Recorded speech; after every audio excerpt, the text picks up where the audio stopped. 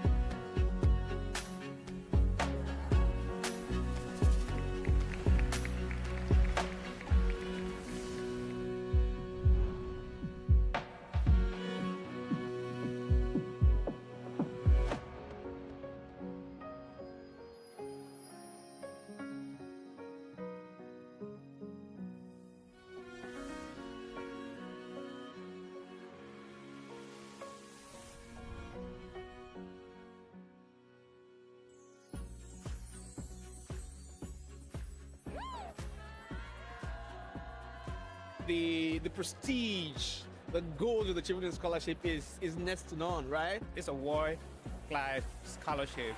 For me, it's more than a scholarship. It's endless opportunities. A lot of cultures, a lot of different people from all across the world. I am learning here so much, like from different people.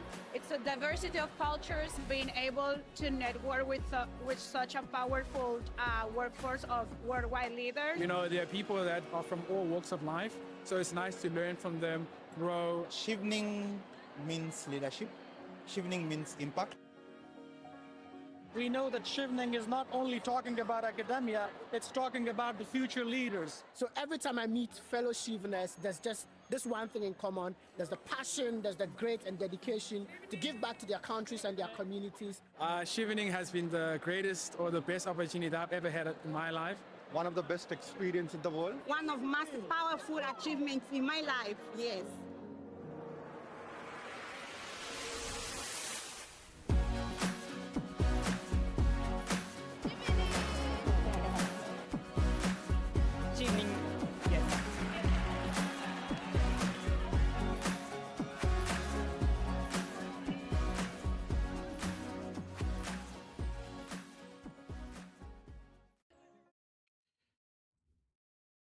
Your Chevening essays are not just words on a page. They are your passport to a world of opportunity. But here is the truth. The difference between a strong candidate and a standout winner often comes down to how well you connect with your story, to your goals, and the Chevening mission. Today in episode 2 of our Chevening Guide says, we are diving deep into two of the most crucial essays, relationship building and cause study. These are the essays that reveals that not just what you've done, but who you are and how you connect with people, and why the UK is the place for your next big step. Joining me are two brilliant minds who've walked this path and won. Fatmata Forster, graduate from the University of Dundee, and Ahmeda Kella-Kalokoh, currently studying at the University College London. Together, they will unpack strategies, share personal lessons, and give you the insider tips, which you won't find on the Chevening website. If you are ready to write essays that stand out from the pile and speak directly to the selectors, you are in the right place. So let's get started. Good evening and welcome to Wivo Legal Tech for Africa. Good evening, Ahmeda. Good evening, Fatim. Good evening. Ahmeda, let's start with you. Why I'm starting with you because you are fresh off the boat, as they would say. We are currently scholars. Of course, Fatim is graduated last year and as well fresh. But why I'm starting with you is because there has been a lot of changes as people perceived it. We've had a lot of structural changes within the system, within the essays. So this year's essays are quite different from what we went through. Do you have anything at the moment to start with which you would like to share with the audience or the people watching us now? Yes, there have been changes to the questions and they're more specific now, I would say. But I think the whole concept or the fundamental concepts are still the same. It's still about how you can, for example, we're talking about the networking essay. It's still about how you build relationships, how you maintain them, and how you use them to impact lives and make changes. So I think the word limit is now 300 instead of 500. Yes. So I would say that's a plus because I struggled writing 500 words then, although now it's nothing, to be honest. But yeah, 300 words I think is enough for you to put across how you build relationships in the past and how they have shaped who you are today. So I think that's all I have to say for now. That's perfect because that's exactly what I wanted to do. I mean, to set the stage because yes, last week we made several misrepresentations, and one of them was the structure of the essays. Instead of 500 words, now we have 300 words limits. Though you find this as a blessing, I would disagree with you because I remember when writing mine, I struggled with the word limitation because we've been taught the art of elaboration to write as much as you can. But nonetheless, I think yes, that might be a blessing in disguise for others. So Fatim, let me draw you in. Basically, you were the first person for me to ask, but because of these changes, I decided to change. I say no. Let me go with Ahmeda first. But when you wrote these essays, what was your mindset set? I mean, your past relationship or future potential. What did you think about? Or what came to your mind when you were writing these essays?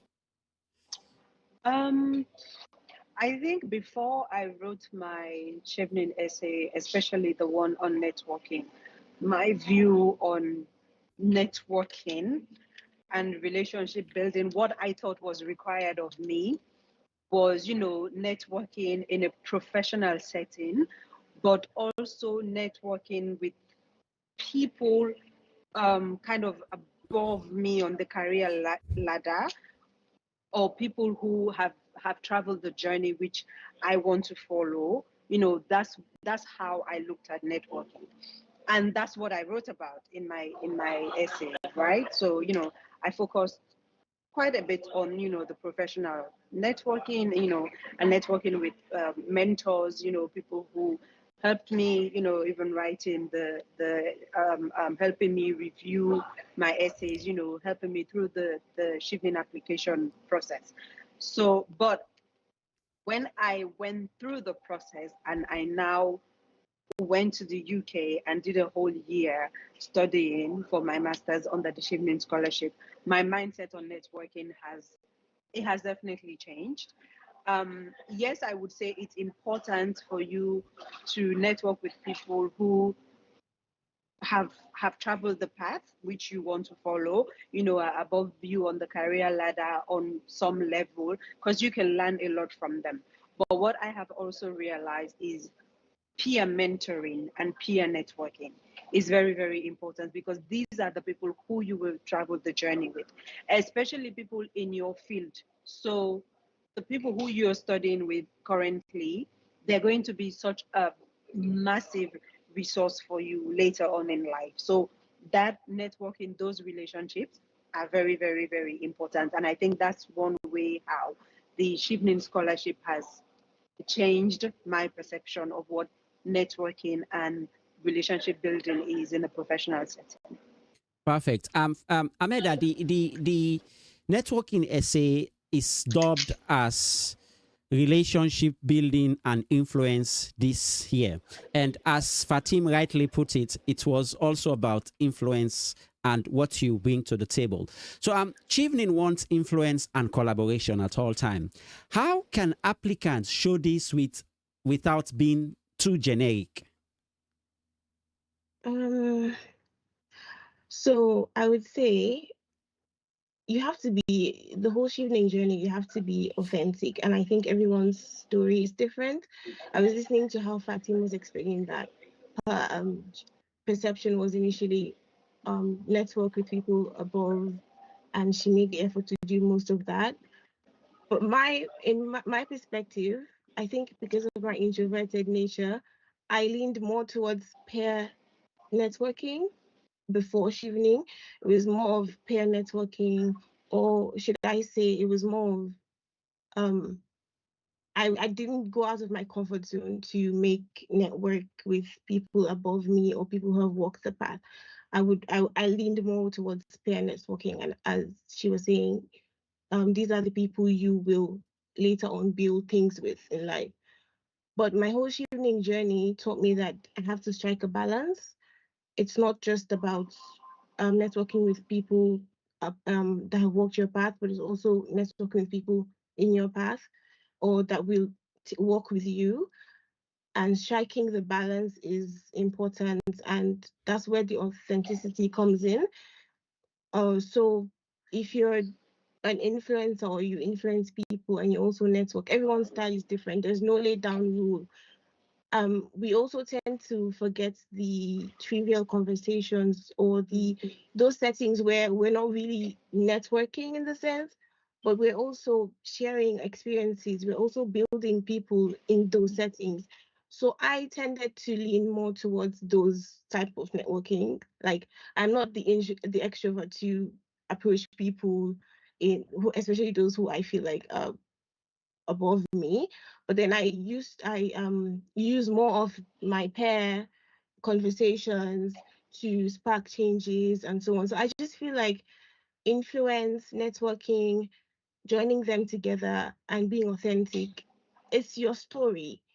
You don't have to follow the laid down rules of networking.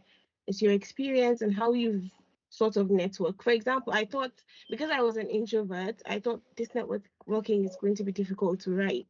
Like, how am I going to say I have built relationships when I've just built relationships in my pair, and they might be expecting, like Fatim said, mentorship from professional people that are ahead of you professionally and so on.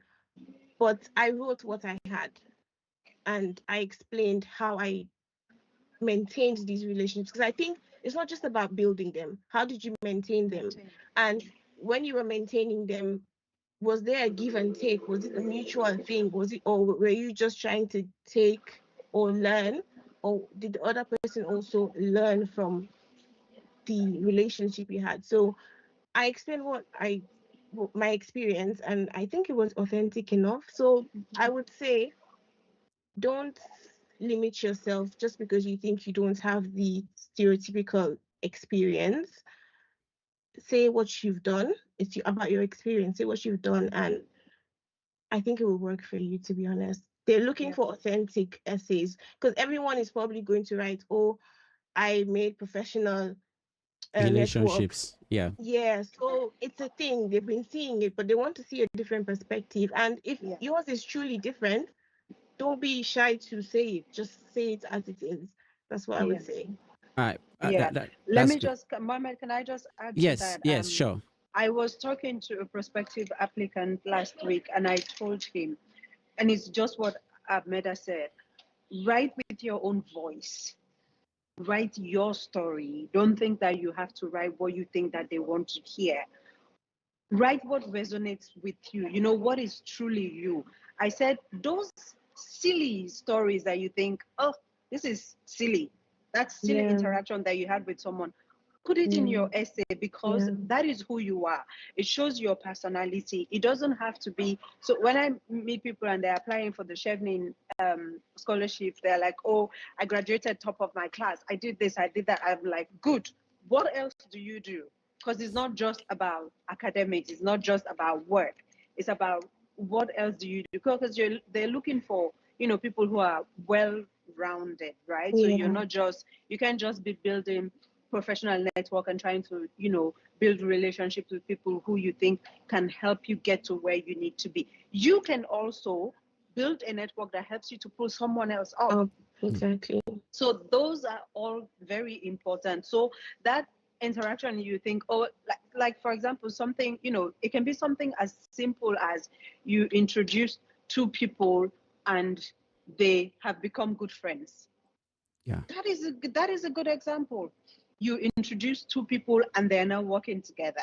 They've run a business together. They've done something together. It does not need to be anything big or fantastic. You know, if you've connected people and they have both gained something out of that relationship, you have influence, you have built relationships, and that's networking. It doesn't need to be anything big. You don't need to have met the president, the minister, the head of this organization. That it really doesn't need to be that. I mean, it needs to be you. It needs to be your story. Yeah, I mean, Fatim, that takes me to the next question, which I'd wanted to ask you.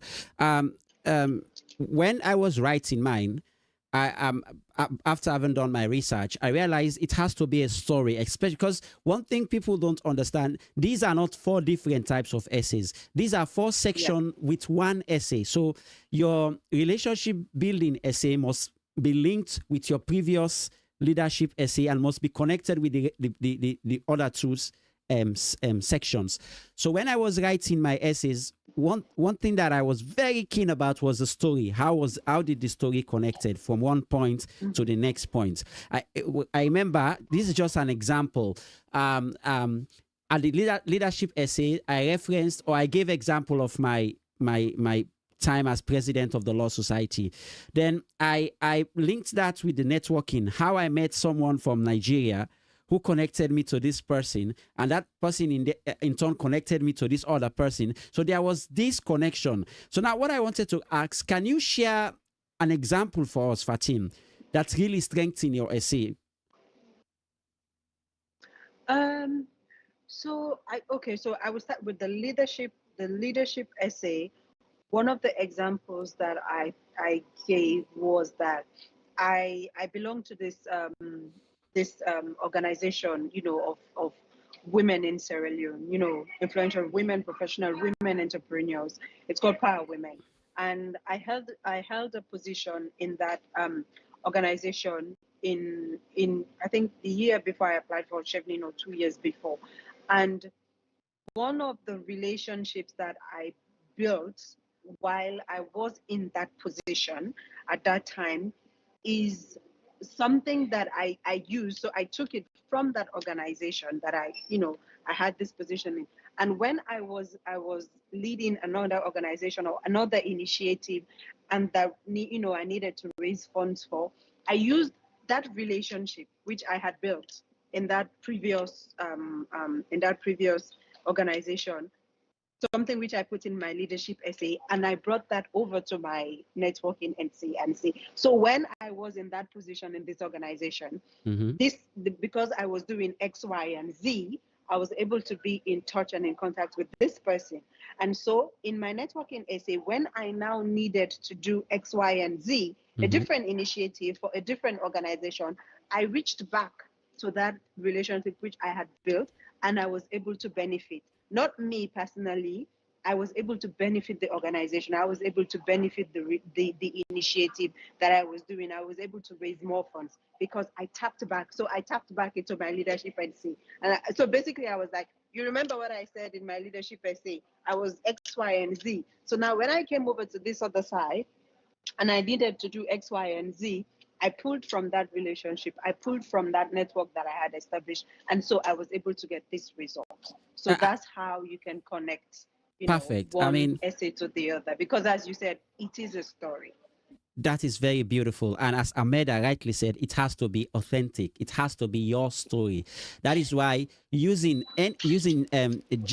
Gen AI tools cannot help you because they don't know you. They were not trained with your data. I mean, only you can tell your story. Only you know what you have. So, Ahmeda, can you also share with us an example? I mean, because why I'm emphasizing on the example, this is the most important bit of these essays. You have to give examples. Even if you go to the Chevening website now, it's pointed out there that do so by using examples. Can you share with us an example?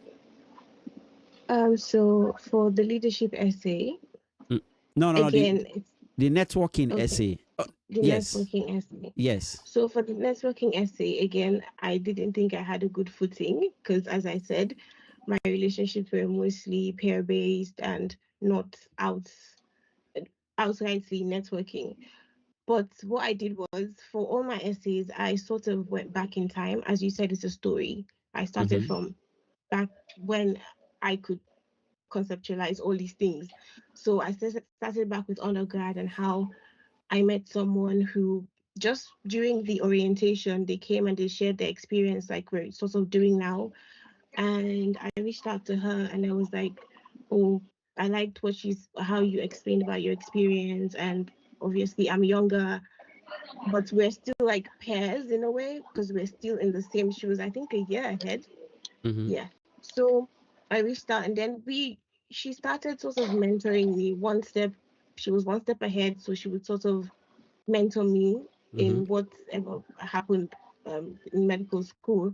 And we became very close friends and we collaborated on an outreach. When we became doctors, we collaborated on an outreach that in Newtown, and we gave free medical advice to the people there. Also, she got married and I was the maid of honor. So it's those things like it doesn't have to be just about how it helped you professionally, but also how did you maintain the relationship? How did you people get closer?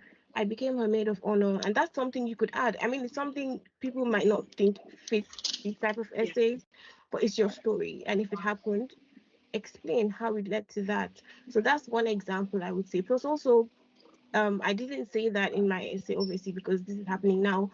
But I'm just thinking about how time and chance were in the same cohort, and we've built a relationship, not even intentionally, but we have. And now today I'm here sharing my experience on your platform. So it's just those trivial or not too serious relationships we sometimes ignore. You can still make a good story out of it. It's about the story. If you keep just saying professional, it's clear that they want professionally or academically strong people, but it's also clear that they want someone that people can relate to, someone that people can be influenced by. And you cannot influence people just by networking with people above you. you have to also give and take. It's that mutual thing that sets the whole scene.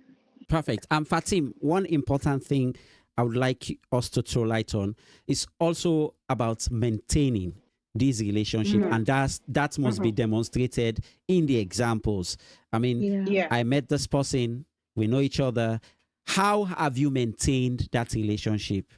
Which, for me, in my example, I used that we have constant communication on a weekly basis via WhatsApp and this and that, and then we met once or twice a year, something like that. Yeah. What were your examples, Fatim? How did you touch on that? For that specific bit of the essay about maintaining the relationship, so I used a relationship which I had built with someone who I would refer to as a mentor, and someone who actually inspired me to take the path which I took, to study what I actually studied, not by having any close relationship. I would say we didn't really have a close relationship, but she's someone I follow online on all platforms. I saw her journey, and in it I recognized the path I wanted to take.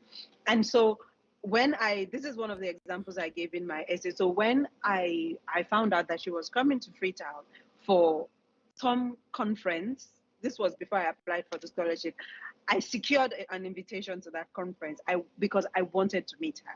So I went there, I introduced myself, and we spoke and we exchanged contact.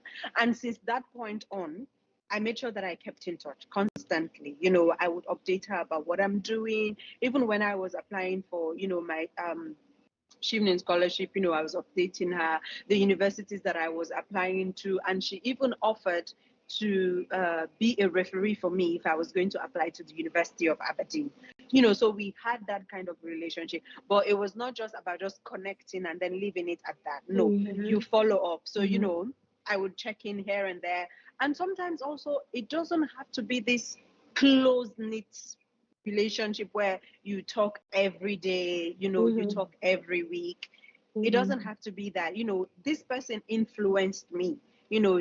She's one of the reasons why I chose to do the course which I did, because I saw, she's also a legal practitioner, and then who pivoted into energy law and policy. I'm like, oh, okay, this is something that's actually possible. And so, I followed along on her journey, and I have made sure that, I keep her abreast of my, of developments in my life, any updates and things like that. I also, reach out to her, celebrate with her, when she has a kid, so, when she gets a promotion, and just things like that. And this is how I maintain that relationship. And now I know that this person is someone I can reach out to whenever I need professional, someone to give me, guidance, whenever I need any kind of professional, help, or I need someone to hold my hand, for something, because she has walked this path. She will understand. But I had to, maintain that relationship. I didn't just let it die. And that's how, because it's not just about building, it's about how you maintain it as well. Great. So networking is more than connections. It's about influence, as you've heard from the guest. It's about trust. It's about collaboration. And then most importantly, it's about how you maintain that connection. What have you got from that connection, and what have you given in turn from that connection? All right, so that brings us to the next piece of the puzzle. Once you've convinced them you can build valuable networks, you have to show them why the UK is the best place for your academic journey. This year's networking essay is very, very interesting, guys. I was looking over the requirements, and then I bumped into the things they are asking for. In fact, the essay is named Course Choice and Global Challenge. Here you have to explain the course choice that you've selected to come to study to the UK, and the universities as well. And then you must write what is the specific priority areas you wish to address. This is where the global challenge comes. And how will you choose, or your chosen course equip you with how to contribute in addressing this particular theme. This is where you guys come in. How would you tackle something like this? I know, I mean, ours was a bit different. Ours, we did write about studying in the UK. So we wrote about the universities, the cities, and then it was not only academic. We also, I remember in my essays, in one of the universities I chose was in Newcastle. I said I would have the time to go to the St. James's Park and see the Magpies take on Arsenal, my team. These things were included in my essay, but this year they have a particular theme, which is the global challenge impact. Fatim, how would you? I mean, yeah. I mean, it's understandable that so firstly, I didn't even know the essays had changed. And I do agree with you, Mohamed. I think 300 words is way too little to write everything that you need to write.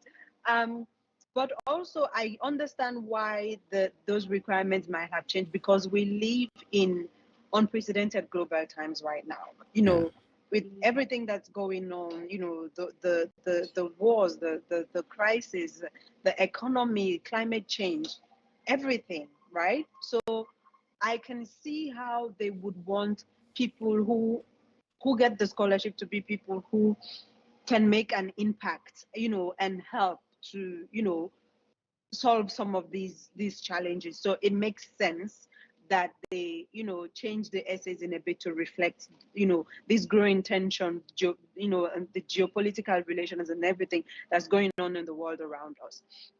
But for me, actually, my essay that I wrote would not have changed because they've changed this question. Perfect. The reason being that I tackled that when I was writing my essay. So, you know, I studied energy law and policy. And so obviously I related that to what was happening in Sierra Leone, you know, the lack of access to energy, how, you know, we're very low on the ladder when it comes to how many people have access to energy in Sierra Leone.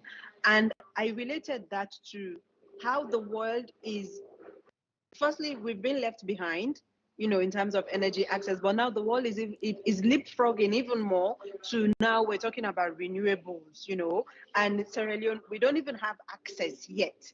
And now you want us to have access to renewable energy, you know. So I sort of linked my essay to, you know, global challenge, and also because Sierra Leone is one of the countries that is most vulnerable to climate change. So, you know, I linked what I am doing, why I want to do it, to all of these reasons. So for me, really, my essay would not have changed because the question has changed, because I already linked what I'm doing to what's going on, not just nationally in my country, and that being the reason why I wanted to study this course, but also because what was happening in my country is being affected by what's happening globally.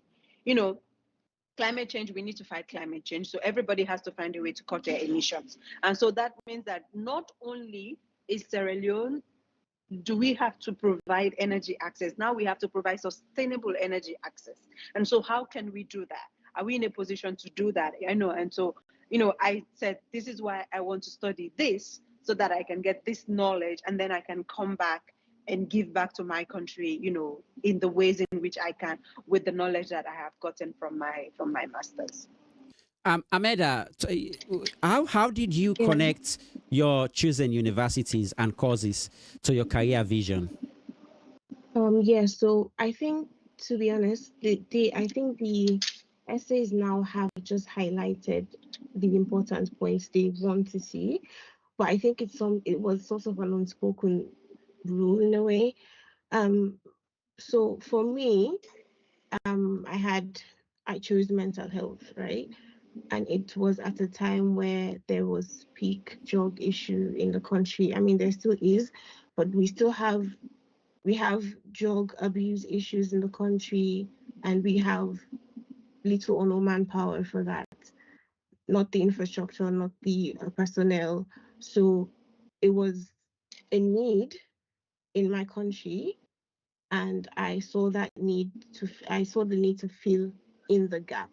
So I used the fact that there's like a 98% treatment gap for mental health problems in Sierra Leone, not even going to compare it with the rest of the world. There's a global mental health problem going on. So I used the problem in Sierra Leone and linked that to global problem, but also said that globally, if we don't tackle this in Sierra Leone, it's going to affect the global picture of mental health generally. So I made sure that was very evident in my essay, and my cause was also chosen based off of that. And UCL gave me the perfect balance I was looking for. You were supposed to come to Edinburgh. You were supposed to come to Edinburgh, and you disappointed us. Yes, but that's because I was looking for more integrated knowledge. So as from a medical background, mostly when we go into research, it's either you go into research fully and then you sort of don't have the clinical lens. So there's always that tussle between, do I want to go into clinical fully or do I want to go into research fully? But this course offers me the opportunity to do both. So it's clinical mental health sciences. So there's the clinical aspect and there's the research aspect. And that was just perfect for me at that time. So I wanted to make informed decisions from both perspectives because the clinical perspective is different, the global public health perspective is different. So having both the knowledge, both perspectives, I think would position me to make more integrated changes. Perfect. So You've touched on a very important issue. I mean, choosing the universities. This year, I have successfully persuaded about three people to come to the University of Edinburgh. But this was you have become the unofficial ambassador. Yes. This was a very important part of, a struggling part when I was there last year, because I had this one university that fits perfect to the exact course I want to specialize on, which was cyber law. Then I also have this other university that has technology, but it also encompasses cyber law and with other extra that comes in, including data protection and other areas of tech law. And I was like, but I want to specialize on cyber law. So I went out and I asked many people that have done it. I asked other people that have gone through the process. And then one thing that struck me was what you want, what you like. And this was very important when writing the essay. So that's why, Fatim, how do you make university choices sound personal and credible, not just, copied from Google? Because one of the things I was struggling was to know these universities. I didn't know about that. I knew about Edinburgh because of Harry Potter. I'm a Potterhead, but I didn't know much about the other two universities. And you have to share the essay between those three. It must be balanced. So how do you make university choices sound personal and credible? Okay, so for me, as you may both be aware or not, I got Chevening on my third try. So my courses when I applied for Chevening for the first time were different from the courses that I applied with for the second and the third time when I finally got it. When I applied for Chevening the first time, I think my master's was more commercial law focused. And after I got rejected from that round, and that's when I started following. So this is my story, and this is how you link your stories. So that's when I started following this person that I was talking about in my networking essays. And then I saw what she was doing, and it got me interested in energy law and policy. And then I started to do my research on energy law, on the energy sector generally in Sierra Leone, and I started doing my research, and I got more information, and I became more and more interested in the sector. So that's how I moved from commercial law and did a complete pivot to energy law and policy. And so when I applied the second time, my courses and my university did not change the second and third time I applied. So for me, University of Dundee, it ranked as one of the highest for what I needed to do. their Center for Energy, Mineral Law and Policy is well renowned for energy studies, for mineral law, petroleum, is well renowned. So for me, that tipped the balance. That tipped the balance for me. And so I said, okay, that was my first choice. And then my second choice, I think, was University of Aberdeen. And then my third choice was Queen Mary University in London. Also, the reason why Dundee was first choice is because I had been opportune to have traveled to the UK before on vacation, and so I had spent a little bit of time in London, and I feel that it is a city that is a bit too fast paced for me. So when I was doing my application, I was like, I do not want to be in London.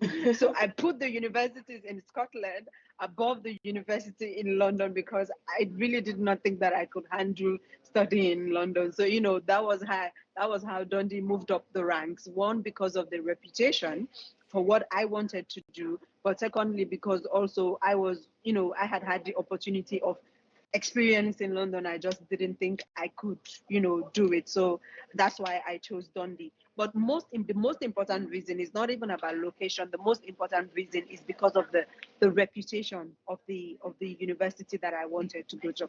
And so since I was, I guess, fortunate or unfortunate, however you want to call it, to go through the process 2 times for University of Dundee, I had done a lot of research. I had spoken to a lot of people that had gone there, and we actually do have quite a small, number of people in Sierra Leone who attended the University of Dundee. So I was very fortunate, I was able to talk to them, and know more about the city, know more about the course. There were some who actually studied in the center, which I wanted to go to. So, I was able to get all of this information, and that helped me in writing my essay, because then I had more knowledge than what was on Google. I had personal experiences from people who have been there, who have been through the institution, and that helped to guide me. I mean, my decision was, it was set, but certainly speaking to people who had gone to the university, who had experienced the institution, it made a lot of difference to how I was able to write my essay. Perfect. Now to you guys, before we go for a short break, and then we'll come back and take some comments from Facebook and from YouTube. If you have a question for our guest today, or if you have a contribution and you want to add to the program, please do so by sending your comments on the comment sections on both Facebook and YouTube. So guys, before we go for that short break and come to those comments, I want us to go back in time to before applying. If you haven't studied in the UK before, which we haven't done then, how did you convincingly argue it's the right fit, it's the right place to study? For me, let me start with myself. I referenced, of course, my mentor, the late Dr. Binet Kamara, may soul rest in peace. I referenced him in one of his classes, and I put the words in quotation mark, that he said the UK is the best place to have education. That was his words. I think the British Academy is second to none. That's how he puts it. So my question to you guys now: how do you convincingly argue that this place that I'm intending to go is the best place for me? Because that must be in that essay for your essay to stand out. I'll start with you, Ahmeda, because Fatim to catch a break.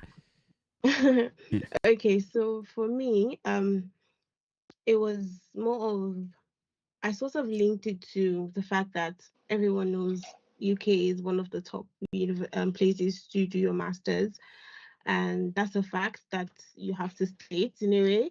And then I sort of linked it to the fact that I have had sort of a more UK-based education throughout my life. So adjusting to the UK system would be much more easier for me compared to any other place. I mean, it's English speaking. We've sort of adopted most of the academic structure.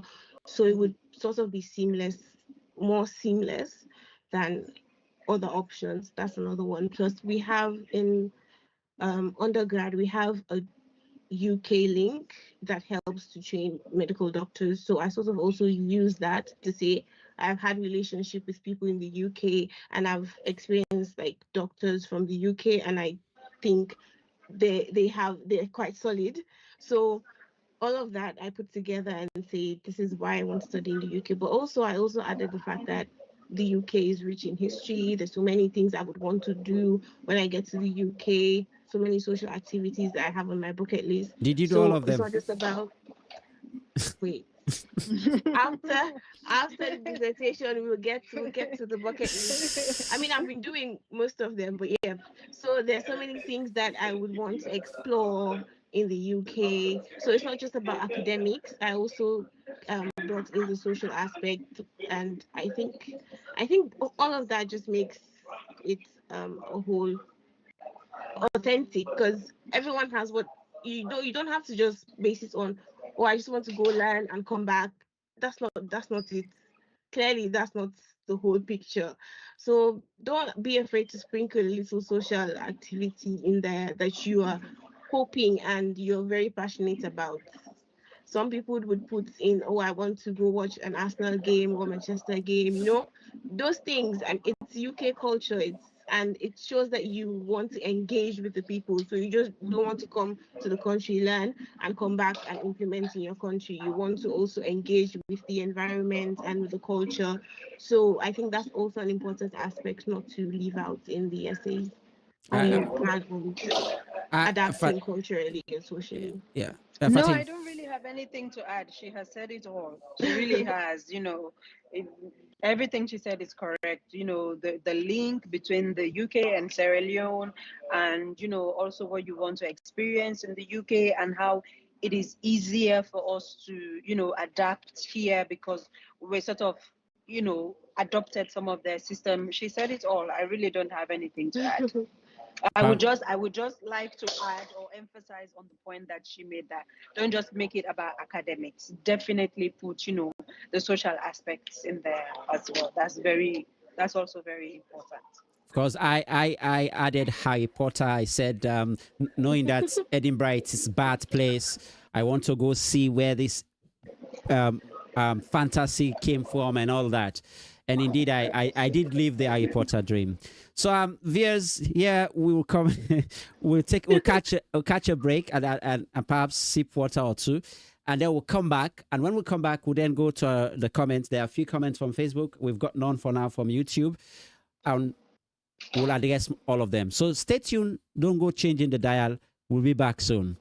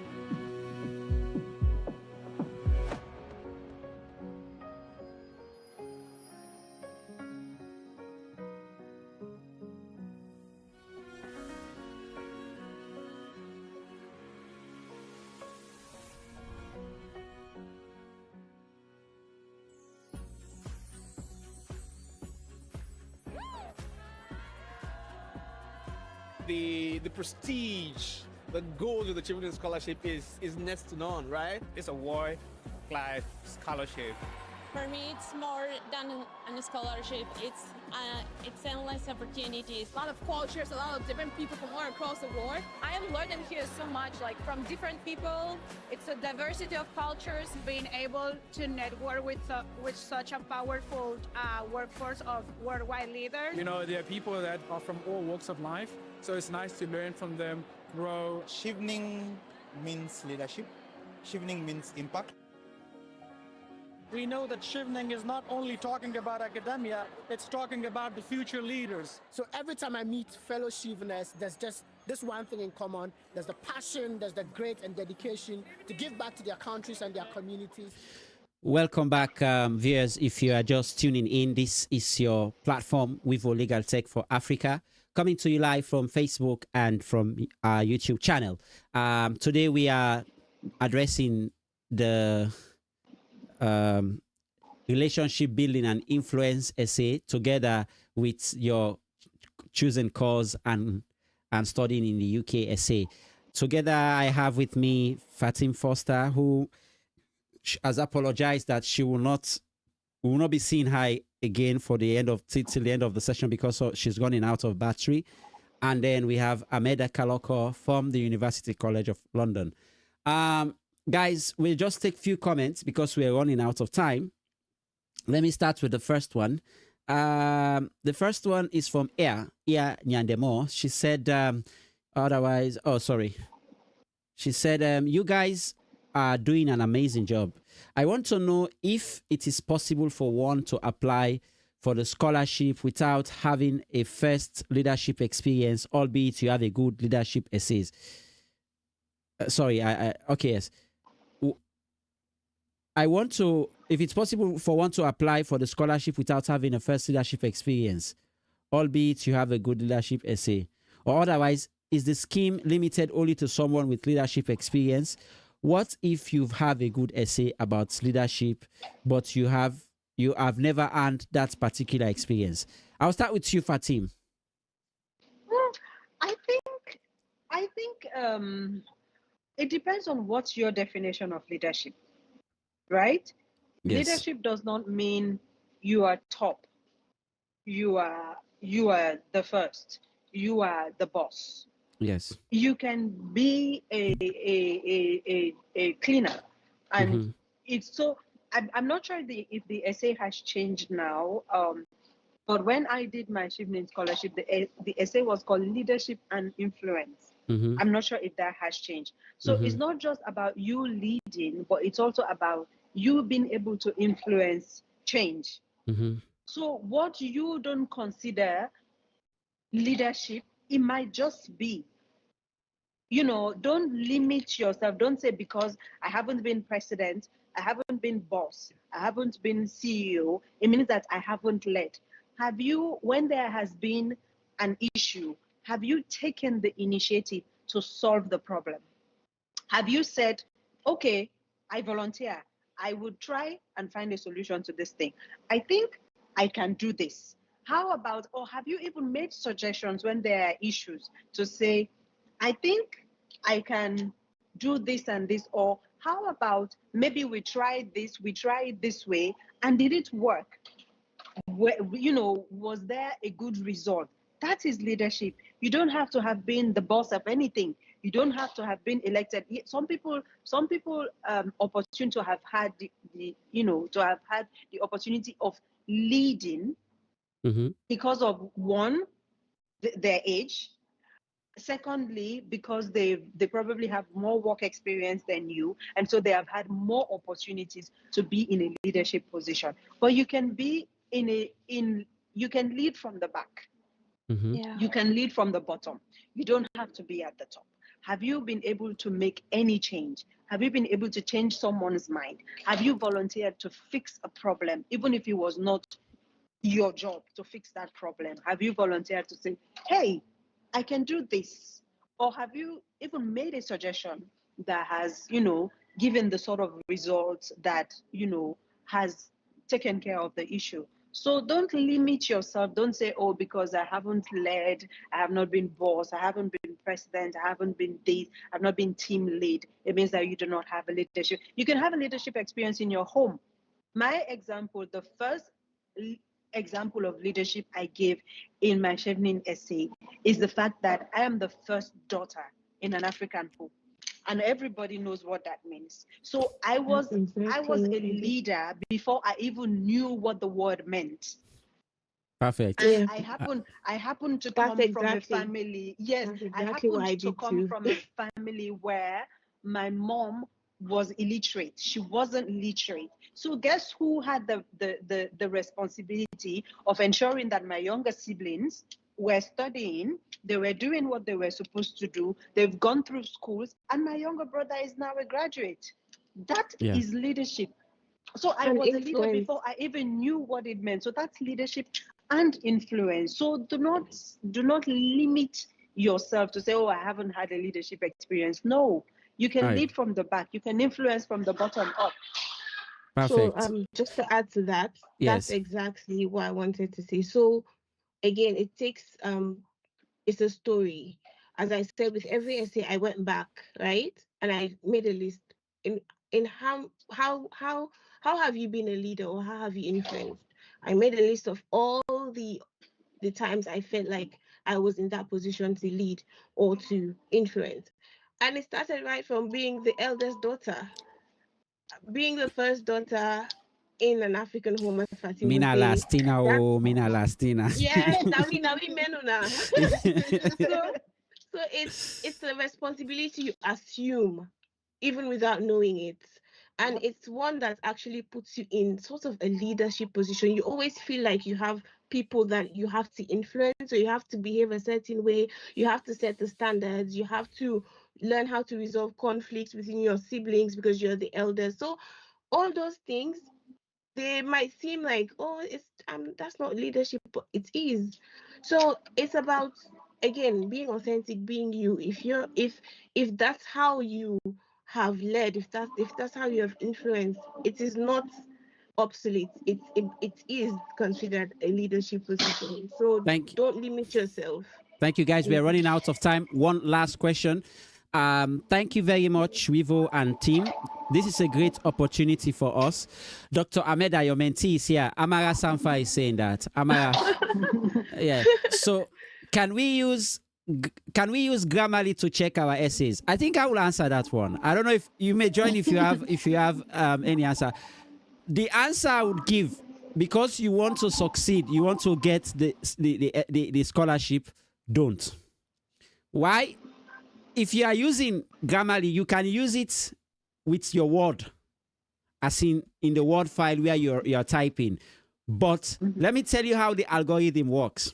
It traces all your copy links where you took the links from. And then if you are using Grammarly, Grammarly has an AI inbuilt in it. If it suggests for the word to be rephrased, for you to make it better, then if there is an AI detector, it will detect it's AI. And then if it's AI, of course, the system will flag it AI. Obviously, your essay will be disregarded, will be thrown to the bin. So to be on the safer side, I would advise not to use it. We are currently in the UK. Of course, we all have these universities that ask, that has AI detectors when we submit our essays and all. So there are people using it, but they have a way of beating the system. And how they do it is it's very long. They will also have to get these humanizers tools. But to save you all of that, I mean, you can give people to review your essays. Those people are human beings. They are not artificial intelligence. Give them to review your essays. But I will advise strongly, be careful when using Grammarly, because it has an AI enhancer in the tool. And once it has an AI enhancer in the tool, the detector will detect it as AI. And if it does, then you are in big trouble. So that would be my advice. I don't know if you guys have any other thing else to add to this.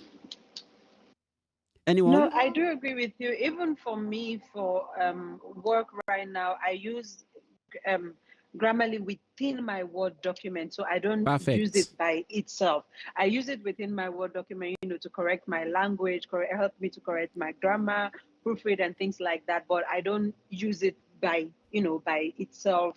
And because, as you said, sometimes, yes, AI is good. It helps to, enhance the reproduction, yes.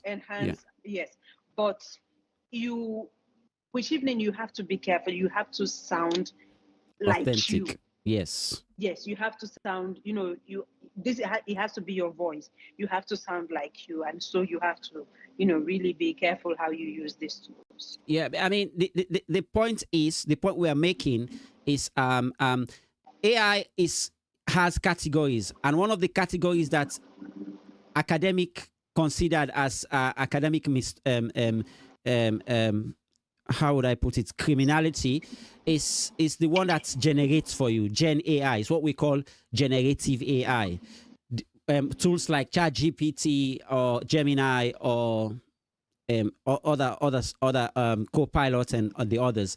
Those are Gen AI. If you use those, of course, it will flag AI or generated words which are not yours. But Grammarly has that in its grammar check as well. It also generates words for you which will be detected. So ensure you use the right tool and be careful when using it.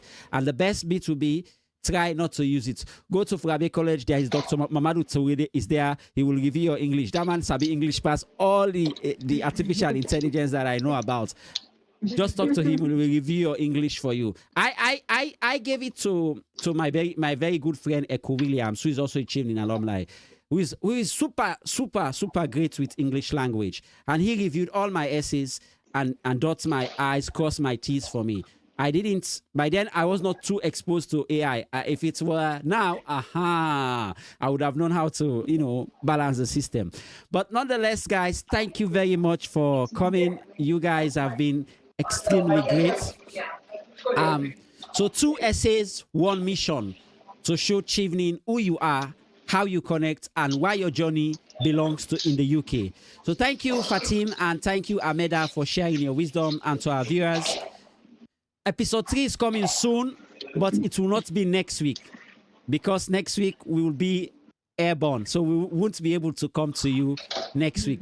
But just stay tuned and keep writing your essays. That we'll know when episode 3 will be back. I don't know, guys, if you have any words to say before we depart, and if that is the case, just in 1 minute, because we already run out of time. Nothing to say, really. I think we've said everything. Just be you and write your story. That's all. Perfect. Fatim? Yes, I just want to wish good luck to every prospective applicant, and look for the Chevening alumni in your country, Sierra Leone. I promise you, a lot of us got help from the alumni, and so we're always willing to pay it forward. So if you have questions you need answers to, you can always reach out to anyone who you know is part of the Chevening alumni in Sierra Leone, and they would be more than willing to help you. All right. Thank you very much, guys. Thank you, Fatim. Thank you, Ahmeda. And to you guys who stuck around till the end, thank you so much. Thank you. And until we meet again, bye-bye. Bye.